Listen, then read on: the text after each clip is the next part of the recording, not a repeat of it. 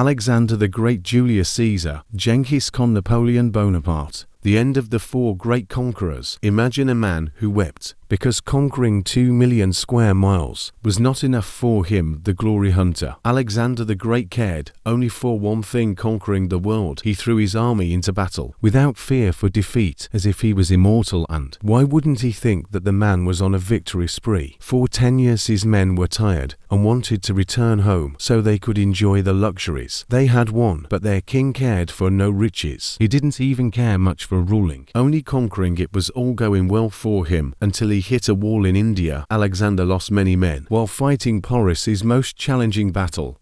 He was reportedly wounded himself. While his horse died in battle, he kept pushing his men. But across the river was another vast Indian army, refreshed and ready. While his men, tired and weak, they begged Alexander to call it a day, call it a campaign, or call it an empire, but return home. And for once Mr. Won't Listen to Anybody was forced to comply. This was the beginning of the end for him, infamous for his drinking habit. He went overboard one night and fell seriously ill. His opportunist generals quickly gathered to see their king and asked, "Who shall his vast empire belong to?" After his death, Alexander replied to the strongest. This triggered a war between his generals, which lasted for almost 50 years. The Macedonian Empire was broken up into pieces before it even was a thing. But anyways, it was never about Macedonia in the first place for Alexander. It was only about Alexander. He got paralyzed and was pronounced dead by physicians. Greek historians write Alexander's body didn't decompose for 6 days after his death, which proves that the warrior king was indeed a god. However, they failed to realize he wasn't dead to begin with. Modern-day scientists believe Alexander suffered from a neurological disorder, which had put him in a coma. It is very possible that Alexander heard the plots of his men before he was buried alive. Next, we have the fanboy of Alexander, Gaius Julius Caesar.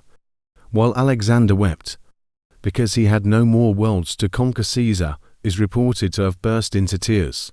While he was reading the exploits of Alexander, he said to his men, "When he was of my age, he had conquered Darius, but up to now nothing has been accomplished by me."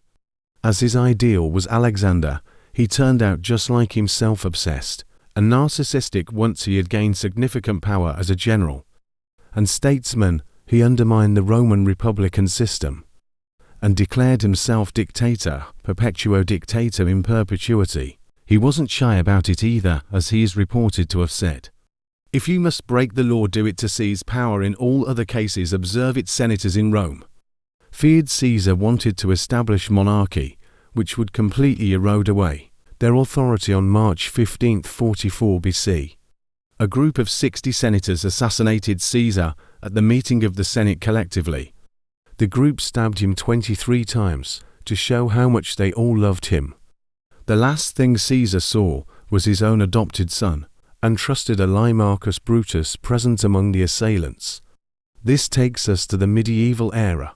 While it was mainly famous for the Crusaders, they got overshadowed by Genghis Khan, who emerged as the beast of the East. He managed to conquer twice as much land as Alexander, and was determined to bring the whole world under one sword. But unlike Alexander or Caesar, he did not see himself as God or a Messiah. He knew he was a tyrant and boasted openly about it.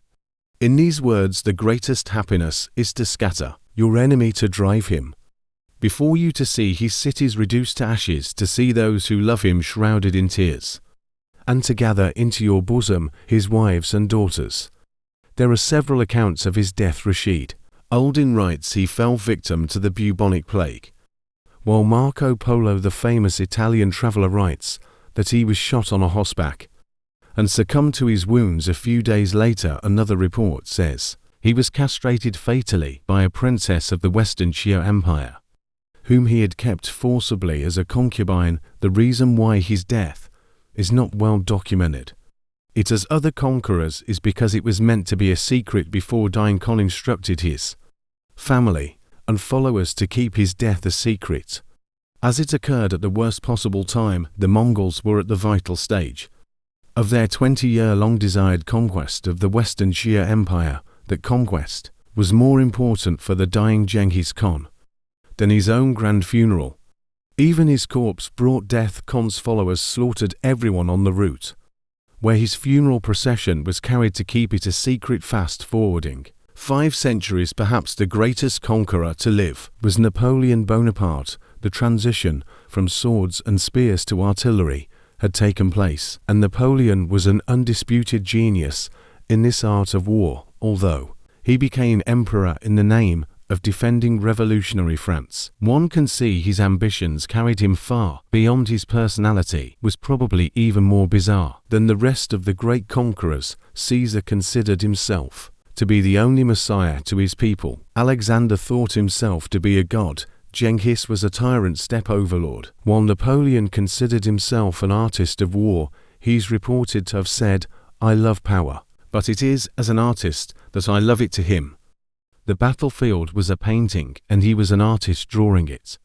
His power of concentration was enormous, as was his memory for detail and facts. Once on a campaign in 1805, one of his subordinates could not locate his division, while his aides searched through maps and papers. The emperor informed the officer of his unit's present location, where he would be for the next 3 nights, the status and resume of the unit's strength, as well as the subordinates' military record. This out of an army with 7 corps, a total of 200,000 men, with all the units on the moon. It was all pictured in his head. He swept victories throughout parts of Europe and the Mediterranean region, with his forces moving as swiftly as the wind, only louder. However, the stakes got higher and higher, the death toll mounted, and the battles became even more blood-soaked. Eventually, he was defeated at the Battle of Waterloo in 1815 and was captured by the British forces. He was not sentenced to death, since the British did not want him to die as a martyr. Instead, they house arrested him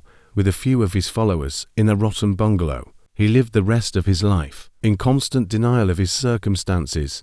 When he held a dinner party, men were expected to wear military dress, and women appeared in evening gowns and gems. He wanted to feel like he was still ruling. Years of isolation and loneliness took a toll on him, and he finally died on the 5th of May 1821. Making his last confession, France, the army head of the army, Josephine. He basically expressed everything dear to him: his country, his military career, and his wife Josephine. This was the end of the great conquerors. Someone among them died due to sudden illness. Another was killed in trade by his own men. An arrow took the better of Genghis Khan, while the artist died in captivity. Although the 4 great conquerors left this world in different circumstances, they had but one thing in common: they all died desiring for more. Bumetnin Seneyosu and Majerniden ten Promptistiorum.